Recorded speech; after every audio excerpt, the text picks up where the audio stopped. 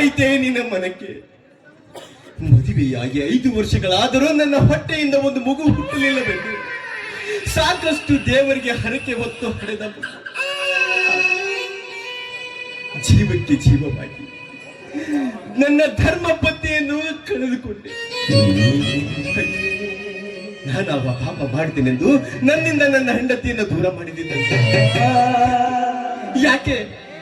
ನಾನು ನನ್ನ ಹೆಂಡತಿ ನಿನ್ನ ಕಣ್ಣಿನಲ್ಲಿ ಜೀವನ ನಡೆಸುತ್ತಿರುವುದು ಸರಿ ಕಾಣಲಿಲ್ಲ. ನಿಜ ನಿಜ, ಒಳ್ಳೆಯವರಿಗೆ ಕಾಲ ಇಲ್ಲ ಎನ್ನುವುದು ಎಷ್ಟು ಸತ್ಯ ಆಗ್ತದೆ.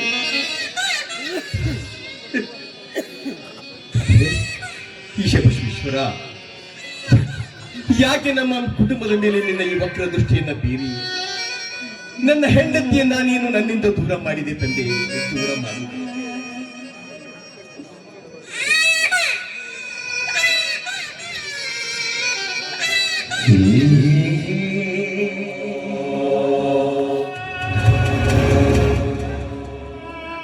ರುದ್ರ, ರುದ್ರ, ನಿನ್ನ ಹೆಂಡತಿಯ ಊರಿದ ಈಗ ತಾನೇ ಬಂದಂತೆ ಕಾಣುತ್ತಿದೆ ಅಲ್ವಾ? ರುದ್ರ, ಹೇಗಿದೆ ನಿನ್ನ ಮಗು? ಹೇಗಿದೆ?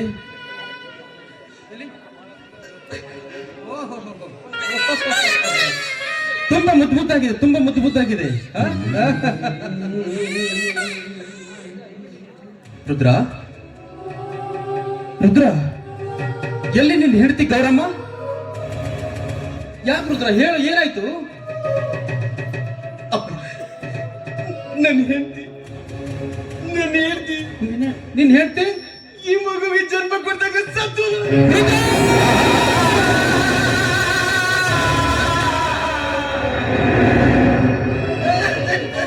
ರುದ್ರ, ಏನ್ ಹೇಳ್ತಿರುವೆ ನೀನು? ಕಲ್ಪನೆಯಲ್ಲಿ ಕಾಣೋ ದುರಂತವನ್ನ ನೋಡುತ್ತಿರುವೆ. ತವರು ಮನೆಗೆ ಹೋಗಿ ಬರುತ್ತೆಂದು ಹೇಳಿದ ನಿನ್ನ ಹೆಂಡತಿ ನಿನ್ನ ಬಾಳನ್ನೇ ಬರಿದು ಮಾಡಿಕೊಂಡು ರುದ್ರ, ನಿನ್ನ ಬಾಳನ್ನ ಬರಿದು ರುದ್ರ, ನಿನ್ನ ಹೆಂಡತಿ ಸತ್ತಿಲ್ಲ ಕಣೋ, ನಿನ್ನ ಹೆಂಡತಿ ಸತ್ತಿಲ್ಲ. ನನ್ನ ಒಡ ಹುಟ್ಟಿದ ತಂಗಿ, ನನ್ನ ಒಡ ಹುಟ್ಟಿದ ತಂಗಿ ಸತ್ತಿದ್ದಾಳ ರುದ್ರ, ನನ್ನ ಒಡ ಹುಟ್ಟಿದ ತಂಗಿ ಸತ್ತಿ.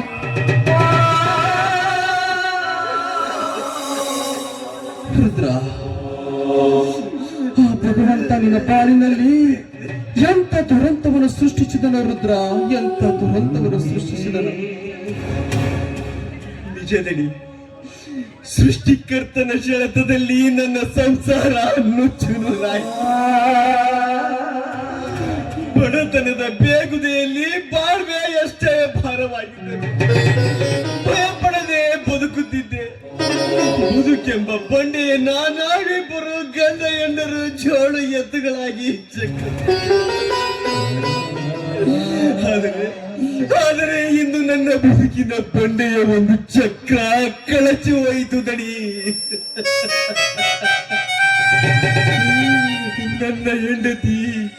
ನನ್ನ ಹೆಂಡತಿ ಹೋಗಿ ಬಿಡುತ್ತಡಿ. ನನ್ನ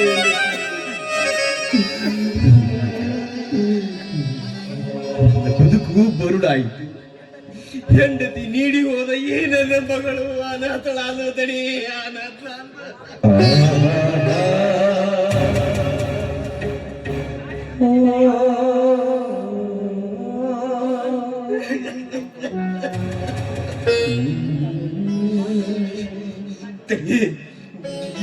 ಈ ಪಾಕ ಹುಟ್ಲಿಲ್ಲ ಅಂದ್ರ ಖಂಡಿತವಾಗಿ ನನ್ನ ಹೆಂಡತಿ ಸಾಯ್ತಿರ್ಲಿಲ್ಲ ತಡಿ, ಸಾಯ್ತಿರ್ಲಿಲ್ಲ.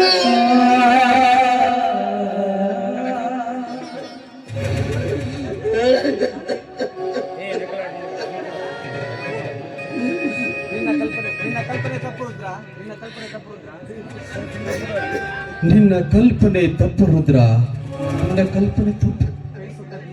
ಕೈ ಸುಟ್ಟ ಕೋಪದ ದೀಪಕ್ಕೆ ಪಣತಿಯನ್ನು ಯಾವತ್ತೂ ಹೊಡೆಯಬಾರದು ರುದ್ರ, ಯಾವತ್ತೂ ಹೊಡೆಯಬಾರದು. ಯಾರ ಸಾವಿಗೆ ಯಾರೂ ಕಾರಣವಲ್ಲ, ಯಾರ ಜನ್ಮಕ್ಕೆ ಯಾರ ಸಾವಿಗೂ ಕಾರಣವಲ್ಲ. ಈ ಲೋಕದಲ್ಲಿ ದಿನಾಲು ಹುಟ್ಟುವರು ಹುಟ್ಟುತ್ತಾರೆ, ಸಾಯುವರು ಸಾಯುತ್ತಾರೆ. ಹುಟ್ಟು ಸಾಯುವರ ಸಂಬಂಧ ಕಟ್ಟಲು ನಾವು ಯಾರು? ಅವರವರ ಭೋಗ ಅವರವರ ಬೆನ್ನಿಗೆ ಕಟ್ಟಿಕೊಂಡು ಈ ಭೂಮಿಗೆ ಬಂದಿರುವರು. ಹುಚ್ಚು ಕಲ್ಪನೆ ಈ ಮಾನವನ ಮೂರ್ಖತನ ರುದ್ರ, ಮಾನವನ ಮೂರ್ಖತನ. ಅಂದರೆ ನಾ ಮಾಡಿಕೊಂಡ ಹೆಂಡತಿಯನ್ನು ಮರಿಲೇಬೇಕು ಅಂತೀರ ದಣಿ? ರುದ್ರ, ಮರೆಯಲೇಬೇಕು ರುದ್ರ, ಮರೆಯಲೇಬೇಕು. ಈ ಮಾನವ ಈ ಭೂಮಿಯನ್ನು ಬಿಟ್ಟು ಹೋಗುವಾಗ ನಾವು ತಾಳಿ ಕಟ್ಟಿ ಮನೆಗೆ ಕರೆದುಕೊಂಡು ಬಂದಿರುವ ಹೆಂಡತಿ ಎಷ್ಟು ದಿವಸದವಳು ಕಣೋ, ಎಷ್ಟು ದಿವಸದವಳು. ನಮ್ಮಿಂದ ಮಾಯವಾದದ್ದಲ್ಲ, ನಾವು ಮರೆಯಲೇಬೇಕು ರುದ್ರ, ಮರೆಯಲೇಬೇಕು. ಮರೆಯಲು ಮನಸ್ಸು ದೃಢ ನಿರ್ಧಾರ ಮಾಡು ರುದ್ರ, ದೃಢ ನಿರ್ಧಾರ ಮಾಡು. ಮಡದಿಯನ್ನು ಮರೆತರು ಮಡದಿ ನೀಡಿ ಹೋದ ಈ ನನ್ನ ಮಗಳ ಮುಂದಿನ ಭವಿಷ್ಯ ಹೇಗೆ ದಣಿ? ರುದ್ರ, ಈ ಮಗುವನ್ನು ಬದುಕಿಸಬೇಕಾದುದು ನಿನ್ನ ಧರ್ಮ, ಅದು ನಿನ್ನ ಆದ್ಯ ಕರ್ತವ್ಯ ಕೂಡ. ಈ ಮಗುವಿಗೆ ಅಂಬಿಕಾ ಅಂತ ನಾಮಕರಣ ಮಾಡು. ಈ ಮಗುವನ್ನು ಅವರ ಮನೆಯಲ್ಲಿ ಇವರ ಮನೆಯಲ್ಲಿ ಬಿಟ್ಟು ಕೂಲಿ ನಾಲಿ ಮಾಡಲು ಹಚ್ಚಬೇಡ. ಈ ಮಗುವಿಗೆ ಒಳ್ಳೆ ವಿದ್ಯಾಭ್ಯಾಸ ಕೊಡಿಸಿ ಸುಶಿಕ್ಷಿತರ ಸಾಲಿನಲ್ಲಿ ನಿಲ್ಲಿಸು.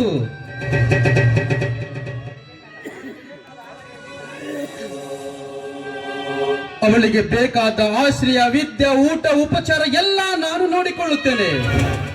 ರುದ್ರ, ಈ ಮಗು ನಿನ್ನ ಮಗವಲ್ಲ, ನನ್ನ ಮಗಳೆಂದು ನಾನು ಭಾವಿಸಿಕೊಳ್ಳುತ್ತೇನೆ.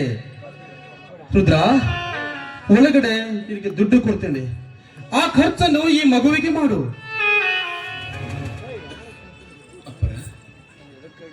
ಈ ನಿಮ್ಮ ಋಣನ ಯಾವ ಜನದ ಮುಡ್ಸಕ್ಕಾಗತ್ರಿ ಅಪ್ಪ, ಯಾವ ಜನದ ಮುಡ್ಸಕ್ಕಾಗತ್ರಿ?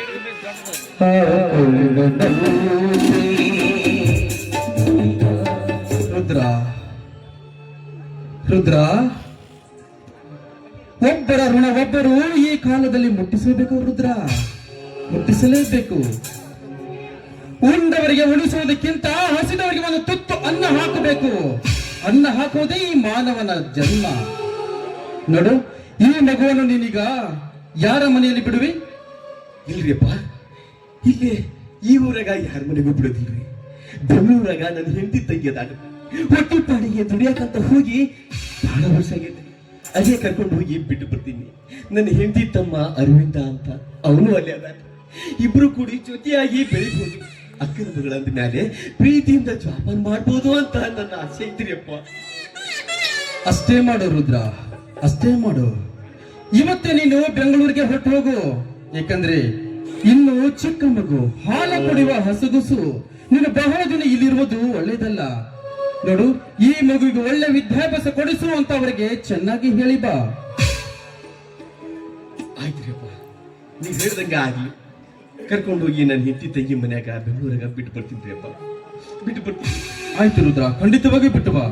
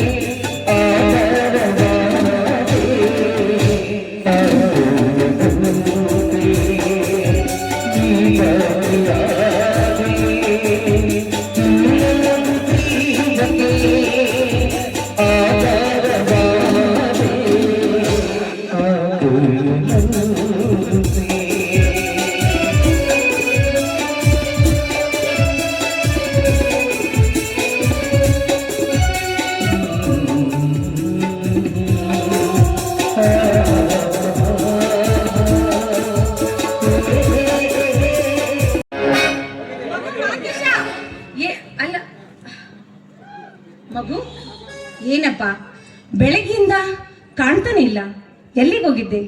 ಅಮ್ಮ, ಮನೆಯಲ್ಲಿ ಕಾಲ ಕಳಲಿಕ್ಕೆ ನನಗೆ ತುಂಬಾ ಬೇಜಾರಾಗ್ತಾ ಇತ್ತು. ಅದಕ್ಕೆ ಸ್ನೇಹಿತರನ್ನ ಕಾಣೋದಕ್ಕೆ ಹೊರಗಡೆ ಹೋಗಿದ್ದೆ ಅಮ್ಮ. ಏನಪ್ಪ, ನೀನು ಬೆಂಗಳೂರಿಂದ ಈ ಹಳ್ಳಿಗೆ ಬರೋದೇ ಅಪರೂಪ. ಅದು ಬಂದ್ರು 4 ದಿವಸ 4 ತಾಸು ಕೂಡ ಮನೇಲಿ ಇರಲ್ಲ ಅಂತ ಹೇಳ್ತಿದೀಯ. ಮಾತಿಗೂ ನಿಮ್ಮ ಅಪ್ಪವರು ಮಗ ಎಲ್ಲಿ ಅಂತ ಕೇಳ್ತಾನೆ ಇರ್ತಾರೆ. ನೋಡು, ಇವತ್ತೊಂದಿನಾದ್ರೂ ಮನೆಯಲ್ಲಿದ್ದು ಈ ಹಾಲು ಕುಡಿ. ಏನು ಮಾಡಿನು? ಚಿಕ್ಕ ಮಗುವಿಗೆ ಹಾಲು ಕುಡಿಸಿದಂತೆ ನನಗೆ ಹಾಲು ಕುಡಿಸಲು ಬಂದಿರಬೇಕಲ್ಲಮ್ಮ. ಈಗ ನಾನು ನಿನ್ನ ಚಿಕ್ಕ ಮಗು ಮಹಾಂತೇಶ ಅಲ್ಲಮ್ಮ, ನಿನ್ನೆತ್ತರಕ್ಕೆ ಬೆಳೆದು ನಿಂತ ನಿನ್ನ ಪ್ರಾಪ್ತ ವಯಸ್ಸಿನ ಮಗ ನಾನು. ಮಹಾಂತೇಶ, ನೀನು ಎಷ್ಟೇ ಬೆಳೆದು ದೊಡ್ಡವನಾದರೂ, ದೊಡ್ಡ ಸ್ಥಾನದಲ್ಲಿದ್ದರೂ ಹೆತ್ತವರ ಕಣ್ಣಲ್ಲಿ ನೀನು ಚಿಕ್ಕವನಪ್ಪ. ಈ ಮನೆಯಲ್ಲಿ ನೀನು ಚಿಕ್ಕವನಿದ್ದಾಗ ದಿನನಿತ್ಯ ನನ್ನ ಮಗ ಚೊಕ್ಕಾಗಿ ಬೆಳೆಯಲೆಂದು ಈ ಹಾಲು ಕುಡಿಸುವ ಅಭ್ಯಾಸ ನಾನಿನ್ನು ಬಿಟ್ಟಿಲ್ಲ ಕಂದ. ತಗೋ, ಹಾಲು ಕುಡಿ. ಯಾಕಂದ್ರೆ ಹೆತ್ತ ತಾಯಿ ಕೈಯಿಂದ ಹಾಲು ಕುಡಿದಷ್ಟು ಕೆಡಕಲ್ಲ ಮಗನೇ. ಹಾಲು ಕುಡಿ. ಅಮ್ಮ, ಹೆತ್ತ ಕರುಳಿನ ಪ್ರೀತಿ ತಿಳಿಯದೆ ಏನೇನೋ ಮಾತಾಡ್ಬಿಟ್ಟೆ. ದಯವಿಟ್ಟು ತಪ್ಪು ತಿಳಿದುಕೊಳ್ಳಬೇಡಪ್ಪ. ಇನ್ನು ಮೇಲೆ ಊರಿಗೆ ಬಂದಾಗೊಮ್ಮೆ ನಿತ್ಯ ನಿನ್ನ ಕೈಯಿಂದ ಹಾಲು ಕುಡಿದೇ ಹೊರಗೆ ಹೋಗುತ್ತೇನೆ. ಆಯ್ತೆ ತಾರಮ್ಮ ಹಾಲು? ಅಬ್ಬಾ, ನನಗೆ ಈಗ ಸಮಾಧಾನ ಆಯ್ತು. ನನ್ನ ಮಗ ಹಾಲು ಕುಡಿತಾನಂದ್ರೆ ಅದೇ ನೋಡು, ನಾನೇ ಕುಡಿಸ್ತೀನಿ ಬಾ.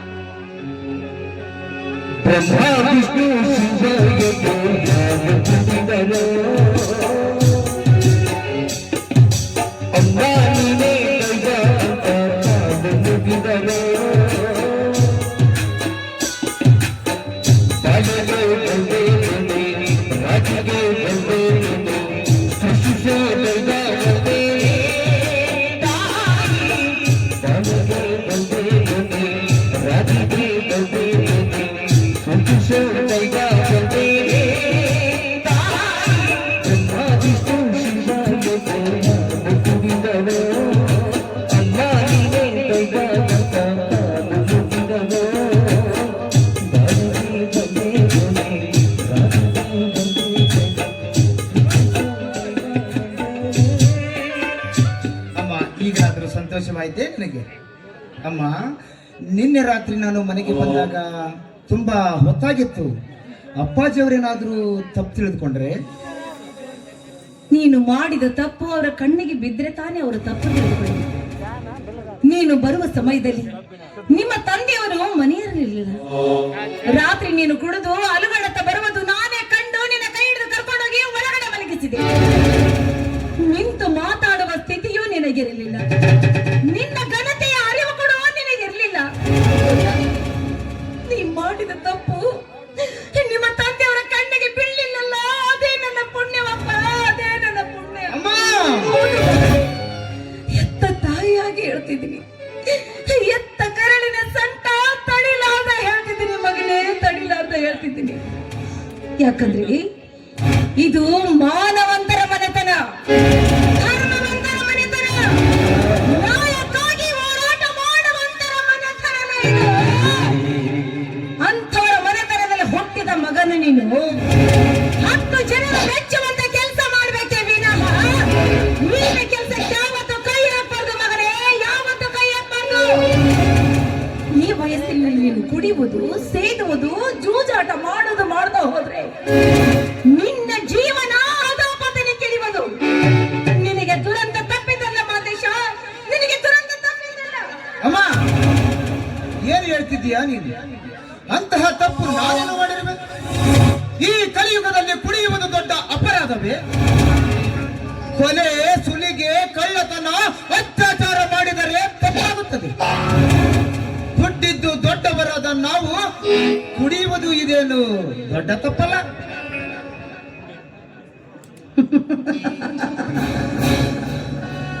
ಹಾಗಂತ ನೀ ತಿಳ್ಕೊಂಡಿದ್ದೀ ಕಂದ. ನಾವು ಹೆತ್ತವರು ತಿಳ್ಕೋಬೇಕಲ್ಲ. ಯಾಕಂದ್ರೆ ಇದು ಸಂಸ್ಕೃತಿ ಸಂಪ್ರದಾಯ ಮನೆತನ. ಈ ಮನೆತನದಲ್ಲಿ ತಪ್ಪಿಗೆ ಯಾವತ್ತೂ ಆಸ್ಪದವಿಲ್ಲ.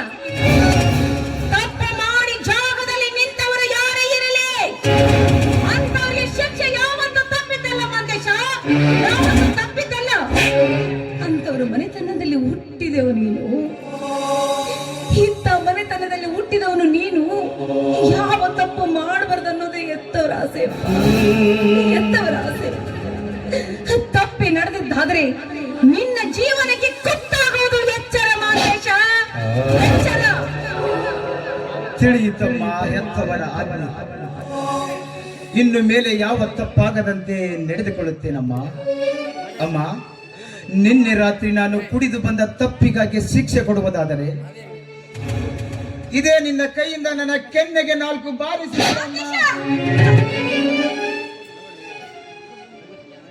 ಮಾದೇಶ, ನನಗೆ ಹೆಣ್ಣು ಅಂದ್ರು ನೀನೆ, ಗಂಡು ಅಂದ್ರು ನೀನೆ.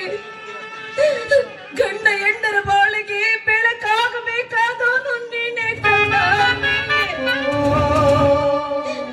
ನಿನ್ನ ಕೆನ್ನೆಗೆ ಒಡಿಯುಟ್ಟು ಸಣ್ಣ ಗುಣದ ಹೆಣ್ಣು ನಾನಲ್ವಪ್ಪ, ನಾನಲ್ಲ. ಯಾಕಂದ್ರೆ ನಿನ್ನ ನಡೆ, ನುಡಿ, ರೀತಿ, ನೀತಿ ಚೆನ್ನಾಗಿರ್ಲಿ ಅಂತ ಆಶಿಸ್ತೀನೋ. ಯಾಕೇಳು, ನೀನು 100 ತಪ್ಪು ಮಾಡಿದ್ರು ಅದರ ಮುಚ್ಚುಗಳ ಸಮವ ಎತ್ತ ಕರಳಿಗಿದೆಯಪ್ಪ, ಎತ್ತ ಕರಳಿಗಿದೆಯೋ. ಆದ್ರೆ ನಿಮ್ಮ ತಂದೆಯವರು ಅಂತವರಲ್ಲ. ದುಷ್ಟರನ್ನ ಕಂಡ್ರೆ ಕೆಂಡ ಕಾಡ್ತಾರೆ, ಕೊಲೆಗಡಕ ಕಂಡ್ರೆ ಅವ್ರ ಕೈಕಲ್ಲಿ ಕತ್ತಿ ಹಾಕ್ತಾರೆ, ಕಳ್ಳರನ್ನ ಕಂಡ್ರೆ ಅವರು ರುಂಡಾಡಿ ನೋಡುವಂತ ನಿಷ್ಠಾವಂತಗಳ ನಿಮ್ಮ ತಂದೆಯವರು. ಅಂತವರ ಮಗನಾದ ನೀನು ಅಷ್ಟೇ ನಿಷ್ಠೆಯಿಂದ ಇರಬೇಕನ್ನೋದು ಎತ್ತವರ ಆಸೆಯಪ್ಪ, ಎತ್ತವರ ಆಸೆ. ಅಮ್ಮ, ಅಮ್ಮ, ಇವತ್ತು ನಿನ್ನ ಪಾದ ಮುಟ್ಟಿ ಹೇಳ್ತೇನಮ್ಮ, ಯಾವ ತಪ್ಪಾಗದಂತೆ ನಡೆದುಕೊಳ್ಳುತ್ತೇನಮ್ಮ, ಯಾವ ತಪ್ಪಾಗದಂತೆ ನಡೆದುಕೊಳ್ಳುತ್ತೇನೆ. ಇದೇ ನನ್ನ ಕೊನೆಯ ಮಾತಮ್ಮ. ಅಮ್ಮ, ಅಮ್ಮ, ಇವತ್ತು ನಾನು ಬೆಂಗಳೂರಿಗೆ ಹೋಗ್ಬೇಕಮ್ಮ. ಅದಕ್ಕೆ ಅಪ್ಪನ ಕಡೆಯಿಂದ ಒಂದು 50,000 ರೂಪಾಯಿ ಕೊಡ್ಸಮ್ಮ. ಅಯ್ಯೋ ಹುಚ್ಚಪ್ಪ, ಈ ಆಸ್ತಿಗೆ ನೀನ ವಾರಸ್ತಾರನ್ನು. ನೀ ಎಷ್ಟು ಖರ್ಚು ಮಾಡಿದ್ರು ಕೇಳೋರು ಯಾರು ಇಲ್ಲ. ಯಾಕಂದ್ರೆ ನಿಮ್ಮ ತಂದೆಯವರ ಆಸೆ ಒಂದೇ ಒಂದು, ಮನೆಗೆ ತಕ್ಕ ಮಗ ನೀನಾಗಬೇಕು ಅಂತ ಅಷ್ಟೇ. ನೋಡು, ಇಷ್ಟರಲ್ಲಿ ನಿಮ್ಮ ತಂದೆಯವರು ಬರ್ತಾರೆ. ನೀನು ಚಿಂತೆ ಮಾಡ್ಬೇಡ. ಅವ್ರಿಗೆ ಹೇಳಿ ನಿನ್ಗೆ ಎಷ್ಟು ಹಣ ಬೇಕೋ ಅಷ್ಟು ನಾನು ಇಳಿಸ್ಕೊಡ್ತೀನಿ. ನಾನಿರ್ಬೇಕಾದ್ರೆ ಯಾರು ಚಿಂತೆ ಮಾಡ್ತೀಯಾ? ಅಮ್ಮ, ಚಿಂತೆ ಏನೂ ಇಲ್ಲ.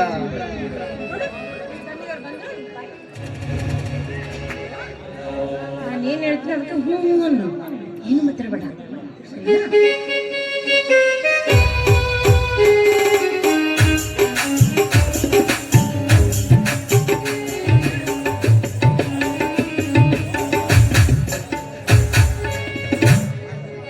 ಏನು ಮಹಾದೇವಿ, ತಾಯಿ ಮಗ ಇಬ್ಬರು ನಿಂತುಕೊಂಡು ಏನೋ ವಿಚಾರ ಮಾಡುತ್ತಿದ್ದೀರಲ್ಲ?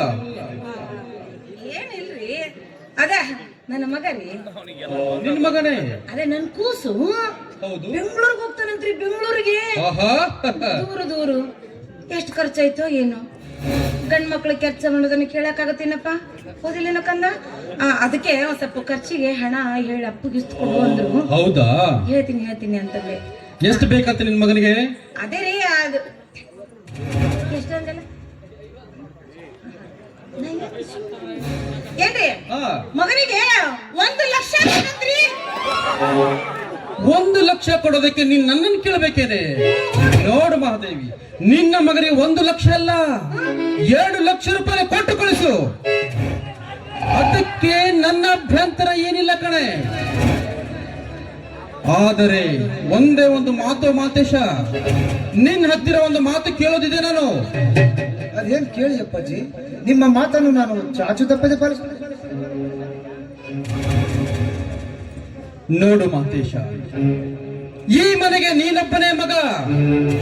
ಈ ಮನೆಯ ಸ್ವಾಧೀನದಲ್ಲಿರುವ ಆಸ್ತಿ ಐಶ್ವರ್ಯ ಸಿರಿ ಸಂಪತ್ತಿಗೆ ನೀನೇ ಸರ್ವಾಧಿಕಾರಿ. ಮುಂದೊಂದು ದಿನ ಈ ಮನೆಗೆ ಯಜಮಾನ ಆಗಬೇಕಾದವನು ನೀನು. ನಮ್ಮ ವಯಸ್ಸು ಇಳಿಯುತ್ತಾ ಹೋಗುತ್ತದೆ, ನಿನ್ನ ಬುದ್ಧಿ ಬೆಳೆಯುತ್ತಾ ಹೋಗುತ್ತದೆ.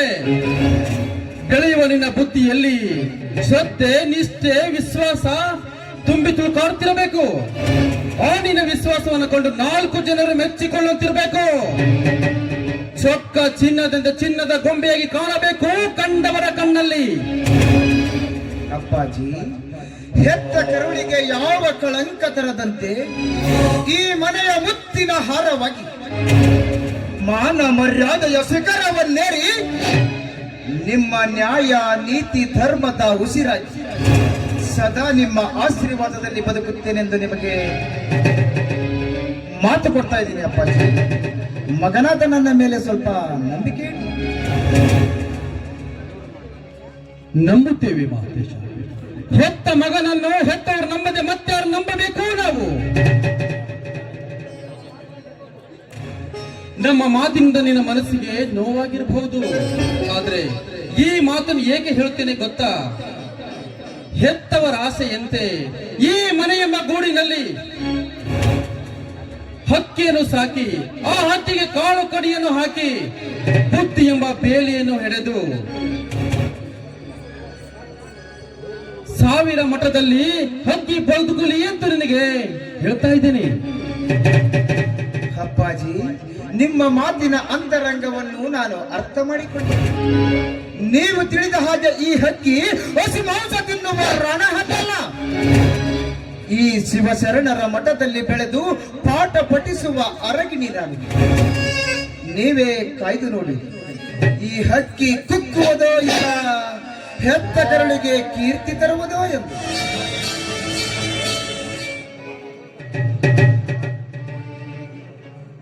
ಅಮ್ಮ ಅಮ್ಮ ಇಲ್ಲೇ ಇದೀನಿ ಹೇಳಪ್ಪ. ನಾನು ಹೋಗಿ ಬರ್ತೀನಮ್ಮ. ಅಯ್ಯೋ, ಮರ್ತೇ ಬಿಟ್ಟಿದ್ದೆ ಇರು. ಏನಂದ್ರೆ ಹೇಳೆ. ನನ್ನ ಮಗ ದೊಡ್ಡ ಶಾಣೆನ ಆಗ್ತಾನ. ಆಗ್ಲಿ.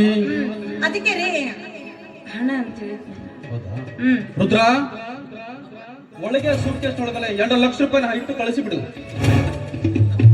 ಮಹಾದೇವಿ, ನಿನ್ ಮಗ ಇವತ್ತು ಬೆಂಗಳೂರಿಗೆ ಹೋಗ್ತಾ ಇದ್ದಾನೆ. ಏನಾದ್ರೂ ಒಂದು ಸಿಹಿಯಾದ ಹಾಡನ್ನು ಹಾಡಿ ಅವನು ಕಳಿಸಬಾರ್ದೇನು? ಹೌದೇನೋ ಮಗನೇ? ಖಂಡಿತಮ್ಮ. ಈ ಹಳ್ಳಿಯ ಸೊಗಡು, ಈ ಊರನ್ನ ಬಿಟ್ಟು ಹೋಗ್ಲಿಕ್ಕೆ ನನಗೂ ಕೂಡ ಬೇಜಾರಾಗ್ತಾ ಇದೆ. ಕೊನೆಗಳಿಯಲ್ಲಿ ಹೋಗ್ಬೇಕಾದ್ರೆ ನಿಮ್ಮ ಜೊತೆ ಸಂತೋಷವಾಗಿ ನಾನು ಆನಂದಿಸಿ ಹೋಗೋದು ನನಗೂ ಬಹಳ ಆನಂದ. ಹೌದು, ಅಪ್ಪ ನಂಗ ಮಗ ಹಾಡ್ಬೇಕು ಮಗ. ಆಯ್ತು. ಇರು. ನೀನ್ ಮೊದಲು ಹಣ ಕೊಟ್ಟು ಬಿಡು ಅವನಿಗೆ. ರುದ್ರ, ರುದ್ರ, ನೋಡಪ್ಪ, ಬೆಂಗಳೂರಿಗೆ ಹೋದ್ಮೇಲೆ ನನಗ ಫೋನ್ ಮಾಡೋದನ್ನ ಮರಿಬೇಡ. ನೋಡು, ನಿನ್ಗೆ ಏನೇನ್ ಬೇಕೋ ಅದ್ರಾಗ ಕರ್ಚಿಕಾಯಿ ಮಾಡಿದ್ದೀನಿ, ಚಿತ್ರಾನ್ನ ಮಾಡಿದ್ದೀನಿ, ಮೊಸರನ್ನ ಮಾಡಿದ್ದೀನಿ, ಆಮೇಲೆ ಹೋಳ್ಗಿ ಮಾಡಿದ್ದೀನಿ, ಬಜ್ಜಿನೂ ಮಾಡಿನಲ್ಲ. ಹಾ, ಉಂಡಿನೂ ಕಟ್ಟಿದ್ದೀನಿ, ಬುಂದಿದ ಉಂಡಿನೂ ಐತಿ. ಅದನ್ನೆಲ್ಲ ತಿನ್ನು. ಆಳು ಮುಳು ತಿನ್ನಕ್ ಹೋಗ್ಬೇಡ. ಇಡ್ಲಿ ವಡ ಇಟ್ಟ ತಿನ್. ಬೇರೆ ಏನಾರು ತಿಂದು ನಿನ್ನ ಆರೋಗ್ಯ ಹಾಳಾಗ್ಬೇಕು. ನಿನಗೆ ಏನಾರ ಆದ್ರೆ ನನಗೂ ತಡ್ಕೊಳಕ್ ನನ್ ಕೂಸು. ನಿನಗೆ ಏನಾರ ಅವ್ಳು ಬೇಕನ್ಸಿದ್ರೆ ಹೇಳು, ಓಡೋಡಿ ಬಂದ್ಬಿಡ್ತೀನಿ ನಾನು. ವಿಡಿಯೋ ಕಾಲ್ ಮಾಡ್ತೀನಿ. ವಿಡಿಯೋ ಕಾಲ್ ಹಂಗಂದ್ರೆ ಏನ್ರಿ? ಅದು ಭಾವಚಿತ್ರವನ್ನು ಫೋನಿನಲ್ಲಿ ನೋಡೋದು. ಹಾ ಅದ ಅಯ್ಯಪ್ಪ. ಆಯ್ತು, ಮಾಡೋಣ. ಆಯ್ತು, ಹೋಗ್ ಕಳಿಸ್ಬೇಕು. ರುದ್ರ, ನಾನು ಬೆಂಗಳೂರಿಗೆ ಹೋಗಿ ಬರ್ಬೇ. ಚೆನ್ನಾಗಿದೆಯಾ? ಚೆನ್ನಾಗಿದ್ದೀನಿರಪ್ಪ. ಎಲ್ಲ ನಿಮ್ಮ ಆಶೀರ್ವಾದ. ಅಪ್ಪರ ಆಲಸಿದ ಮೇಲೆ ಊರಿಗೆ ಬಂದಿರಿ. ಇನ್ನೊಂದು 4 ದಿವಸ ಹೋಗ್ಬಾರ್ದಂದ್ರಪ್ಪ. ಇಲ್ಲ ರುದ್ರ, ಬೆಂಗಳೂರಿನಲ್ಲಿ ತುಂಬಾ ಅರ್ಜೆಂಟ್ ಆಗಿ ಕೆಲಸವಿದೆ. ಮತ್ತೆ ಸಮಯ ಸಿಕ್ಕಾಗ ನಾನು ಖಂಡಿತ ಬಂದೇ ಬರ್ತೇನೆ. ಅಂದಾಗ ಅಪ್ಪರ ಬೆಂಗಳೂರಾಗ ನನ್ನ ಮಗಳು ಸಹಿತ ಅಲ್ಲಿ ಅದಾಳ. ಈ ವರ್ಷ BA ಮುಗಿದೈತಿ. ನಿಮ್ಗೆ ಏನಾರ ಭೇಟಿ ಆದ್ರಂದ್ರ ನಾವೆಲ್ಲರೂ ಇಲ್ಲಿ ಆರಾಮದೀವಿ ಅಂತ ಹೇಳ್ಬಿಡ್ರಪ್ಪ. ಬೆಂಗಳೂರಿನಲ್ಲಿ ಎಲ್ಲಿದ್ದಾಳೆ, ಯಾವ ಕಾಲೇಜ್ ಅಂತ ಹುಡುಕ್ಬೇಕು. ಅವಳ ವಿಳಾಸ ನಿನ್ನ ಹತ್ರ ಇದೆಯೇ? ಇಲ್ರಿಯಪ್ಪ, ಮನ್ಯಾಗ ಬರ್ತ್ ಬಂದ್ಬಿಟ್ಟಿನಿ. ಇನ್ನೊಂದ್ಸರಿ ಬಂದಾಗ ಕೊಡ್ತೀನಿ ಅಂತ್ರಿಯಪ್ಪ. ನಿಮ್ಮನ್ನ ಬೆಂಗಳೂರಿಗೆ ಬಸ್ ಹತ್ತಿಸಿ ಬರ್ತೀನಿ. ಬರ್ರಿಯಪ್ಪ, ಹೋಗಿ ಬರೋಣ. ಖಂಡಿತ. ಆದ್ರೆ ಅದಕ್ಕಿಂತ ಮುಂಚೆ ನಾವೆಲ್ಲರೂ ಕೂಡ ಆನಂದವಾಗಿ ಹಾಡನಾಡೋಣವೇ? ಆಗ್ರಿಯಪ್ಪ.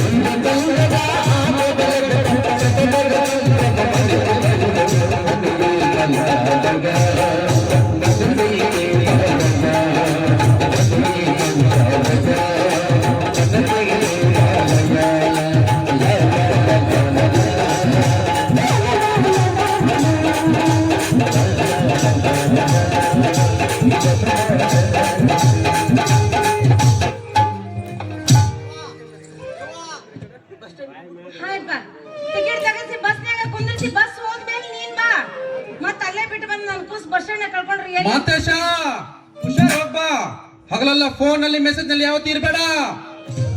ಅಯ್ಯ ನನ್ನ ಮಗ ನೀವ್ ಹೇಳಕತ್ತೀರಿ ಹೌದೇ? ಅವನ ಎಷ್ಟು ಬುದ್ಧಿವಂತ ಅನ್ನೋದು ನನಗೆ ಗೊತ್ತೈತಿ. ಸುಮ್ಮನಿರಿ ಹೋಗ ನಂತು ಫೋನ್ ಮಾಡಪ್ಪ. ನೆನಪಾದ್ರೆ ಬಂದ್ಬಿಡು. ಇಲ್ಲ ನನ್ನ ಕರೆದ್ರೆ ನಾನೇ ಬಂದ್ಬಿಡ್ತೀನಿ. ಹುಷಾರ, ಓಡಾಡ್ರಿ, ಸವಾಸ್ ಮಾಡ್ಬೇಡ. ನನ್ನ ಮಗ ಇರ್ಲಿ, ಈಗ ತುಂಬಾ ಹೊಟ್ಟೆ ಹಸಿವಾಗಿದೆ. ಏನಂದ್ರಿ? ಹೊಟ್ಟೆ ಹಸಿವಾಗಿದೆ. ನಿಮಗೆ ಯಾವಾಗ ಹೊಟ್ಟೆ ಹಸಿತಾನೆ ಇರ್ತೈತಿ. ಮತ್ತಿನ್ನೇನ್ ಚಿಂತೆ? ಬರೀ ಮಗನ ಬಗ್ಗೆ ಚಿಂತೆ ಮಾಡ್ಬೇಡಿ, ನಿನ್ನ ಗಂಡನ ಬಗ್ಗೆ ಒಂದ್ ಸ್ವಲ್ಪ ಚಿಂತೆ ಮಾಡು ಕಣೆ. ಚಿಂತೆ ಮಾಡಿರಿ ಒಂದು ಮಗು ಎತ್ತಿದ್ದ ನಾನು. ಹೌದಾ? ಗೊತ್ತಿಲ್ಲ, ನಾ ಬನ್ರಿ ಊಟ ಮಾಡಿ ಹೊಲಕ್ ಹೋಗಿರಂತ ಬರ್ರಿ. ಏನಾದ್ರೂ ಒಂದು ಸಿಹಿ ಮುತ್ತನಾದ್ರೂ ಕೊಡ್ತೀಯೇನು?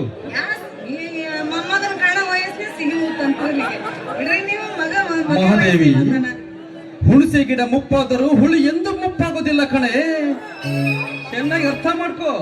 ಅಲ್ಲಿ ಬಿಡ್ರಿ, ಈ ವಯಸ್ಸಿನಾಗ ಯಾಕಬಲ್ಲ ನಾಚಿ. ಆ?